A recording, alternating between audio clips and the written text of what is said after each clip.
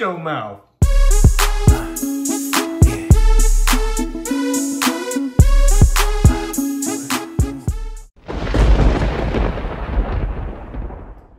Welcome back to another episode of Big Sticks, guys. I know it's been a long time since you've seen me last, but I had a full-on summer to make up with my kids that I lost from last year. So forgive me for my absence, but we're gonna get rolling back into cooking and fishing here as the kids transition back to school. So if you're with it, today I am going to be smoking some beef back ribs out on the GRILLA GRILLS CHIMP, so let's get right on into it. All right, so what I got here for you guys today is about a 6-pound rack of beef back ribs. Cost me $23.50 at Costco. They're about $4 a pound. And what I like about the Costco beef back ribs is that they don't tend to cut it all the way down to the bone, or cut off all of the meat, I should say, like down to the bone, like you would find at a Safeway or whatnot, where they've cut it down to where there's almost no meat left in between the bones. Here they are, beautiful looking cut beef back ribs. First thing I want to do here is I want to take off the membrane on these beef ribs. All beef ribs have them. They're not easy to remove. However, I do think that it is beneficial to take them off, because when you do, you're going to notice just how thick, papery, and tough those things can be, which makes for a difficult smoke. It won't be able to penetrate it if you leave the membrane on. And you also won't be able to get any flavor from your rub on this side if you don't remove it. So let's just take that off now. So I'm just gonna go underneath this rib here, and I'm gonna pry it up just a little bit.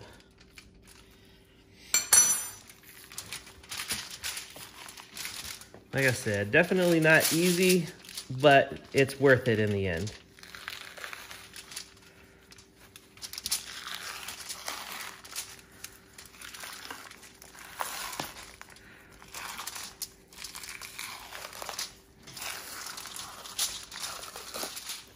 Definitely not an easy removal. However, as I stated, worth it in the end, especially when it comes to cutting into these, but also biting. There's also some fat here that resides on top of the bone. Some racks don't have it, some do. I like to remove it because it definitely doesn't help with your rub sticking. So just gonna try to remove some of this excess stuff. You don't wanna be eating it anyway. A little yellow mustard here. We're gonna use that as our binder. Don't need too much, just enough to make the rub stick. You don't need to go overboard, and you definitely aren't going to taste this when it's all said and done. All right, rub-wise, today we're going KOSMOSQ Texas beef and KOSMOSQ cow cover. I've got that all mixed up in a jar here. Let's just get to seasoning. Gonna get a good layer of this down on these ribs. Coat it nice and good. Once again, with the yellow mustard. Nothing too crazy. And once again, with the Texas beef and cow cover. A little bit extra. I don't know. I like my beef well seasoned. Let's get her out on the smoker. So in case you haven't noticed in videos before, I tend to like to stick my stuff in right when it's heating up, because there's an awful lot of smoke that starts to come out and I just don't want to waste it. So let's just get it in. I have the smoker set to 275 and we're gonna roll with that for about 3 hours, spritzing every hour with apple cider vinegar and water. All right, we are 1 hour in. Let's take a look. All right, they're progressing along nicely. Just gonna spray them up, keep them moist. Again, with a 50-50 mix of water and apple cider vinegar. Close it back up. All right, so another hour has gone by. Let's take a look. I can definitely tell that it's starting to get a little bit more color, but it's also starting to twist, and this is very common with these types of ribs. I'm just gonna hit it again, make sure it's not drying out around the edges. Here we are at the 2 hour mark. See you again at 3. Okay, so we are officially at the 3 hour mark, and I've just temped them out. They're between 160 and 170, and that's exactly what I was looking for after 3 hours here on the smoker. So let's get them off, and we're gonna get them wrapped up.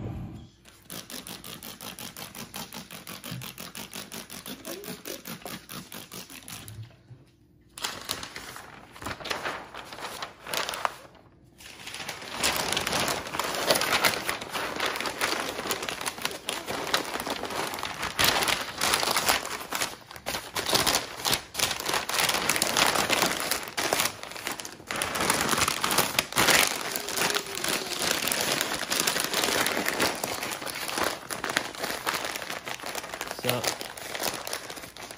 just getting it as tight as I can with more paper to the bottom, because that's where all the fats are going to drain down to. And again, I'm going to place it in bone side down. All right, let's get it back in here. So again, probably going to be out here for about 2.5 hours. We'll probe it and see how it is. The testing for tenderness. In the meantime, I'm gonna crank this up to 300 degrees. Okay, well, I've just probed it. It's been 3 hours, and for some reason, the temperature is just stalled at like 200 or so. I was trying to bring it up to 201 to 203, but that just never kind of happened, and it's been in there for 3 hours inside the wrap. What I'm gonna do now is I'm gonna wrap it in saran wrap. This is one of those neat little tricks that I've learned here of late that I really, really like. It sort of takes all of those dry, crusty edges and whatnot, and it moistens them right on up.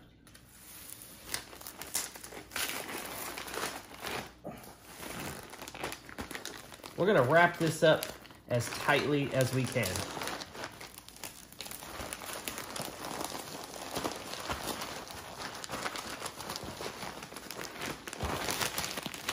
And we're just gonna let it hang out for about an hour, and then we'll cut it open.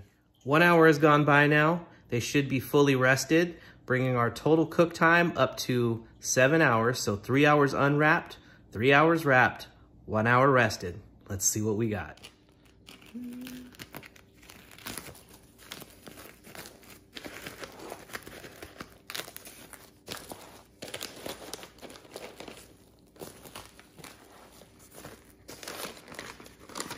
So as you can see, all that fat has rendered out into the wrap.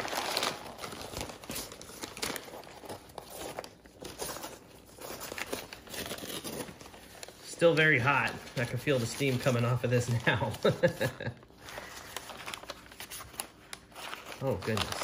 Look at the pullback on those bones. I mean, that is a solid 2 inches.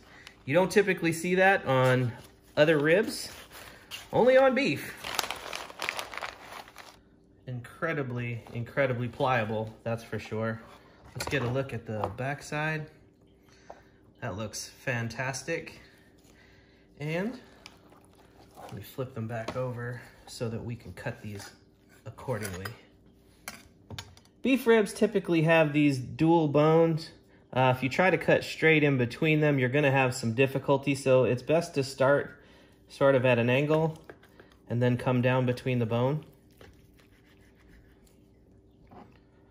Well, that looks good.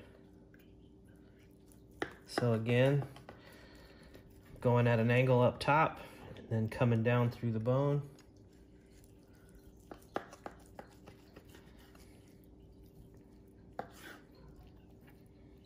Well, that looks amazing. And I gotta tell you, this is really cutting like butter. So very well cooked to a point of exceptional tenderness, that's for sure. One more time, at an angle and then through the bone. so let's get a look at that. Oh yeah. That's incredibly juicy and very tender, I gotta tell you. All right, man, my favorite part. It's time to grub, people. All right, let's see what we got here. Let's grab this one. All right, so here you go. Beautiful smoke ring around it. It's not very big, but then again, I only gave it 3 hours in the smoke, but let's see how this turned out.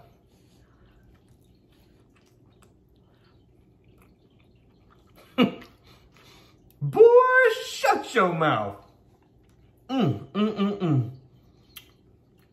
Yes, indeed.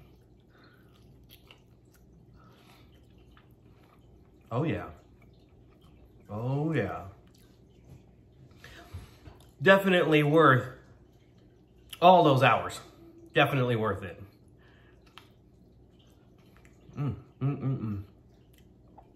Really tender. Very beefy. Has that ribeye flavor to it, which is really, really nice.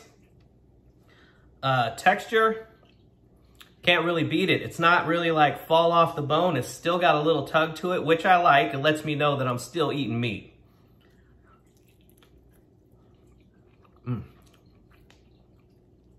Oh yeah.